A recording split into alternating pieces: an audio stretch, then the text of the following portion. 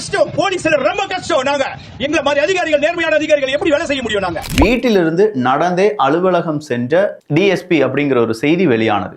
இந்த டிஎஸ்பி மதுவிலக்கினுடைய டிஎஸ்பியா இருக்காரு. 23 அன்லைசன்ஸ்டு பார் அப்படிங்கிறது எல்லாத்தையுமே க்ளோஸ் பண்றாரு. ரொம்ப நேர்மையா நடந்துக்கிறார். அவர் என்ன சொல்றாருன்னா, இந்த ஏசி நான் ஊழல்ல வாங்கினேன், இல்லாட்டி லஞ்ச பணத்துல வாங்குறேன்னு சொல்றானுங்க எங்களுடைய உயர் அதிகாரிகள். யாரோ சொல்றாங்க, ஒரு அதிகாரி வந்து இதை கொஸ்டின் பண்ணி நான் லஞ்ச பணத்துல தான் இதை வாங்கினேன் அப்படின்னு சொல்லி நிரூபிச்சிட்டாங்கன்னா நான் இங்கே தூக்கு போட்டுறேன் அப்படிங்கிறார்.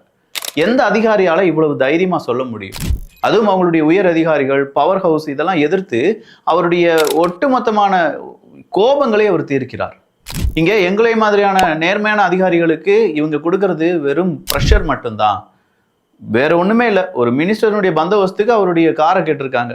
அவருடைய வாகனத்தை கேட்கும்போது அவர் சொல்றாரு, இது புரோட்டோகாலே இல்லைங்க, நான் என்னுடைய வாகனத்தை கொடுக்க முடியாது, எனக்கு வேற வேலை இருக்குன்னு சொன்ன உடனே அவரை தூக்கி போட்டு பந்தாடி அவருடைய வாகனத்தை பிடுங்கிட்டு போய் கடைசியா அந்த நபர், அந்த டிஎஸ்பி அப்படிங்கிற அந்த காவல்துறை அதிகாரி நடந்தே போறார். இதை மயிலாடுதுறை எஸ்பி அவர்களிடம் மறுபடியும் ரீகேள்வி கேட்கிறாங்க. இந்த மாதிரி டிஎஸ்பி சொல்லிட்டாரே, அவரை பத்தி நீங்க என்ன சொல்றீங்க? தவறான கேள்வி.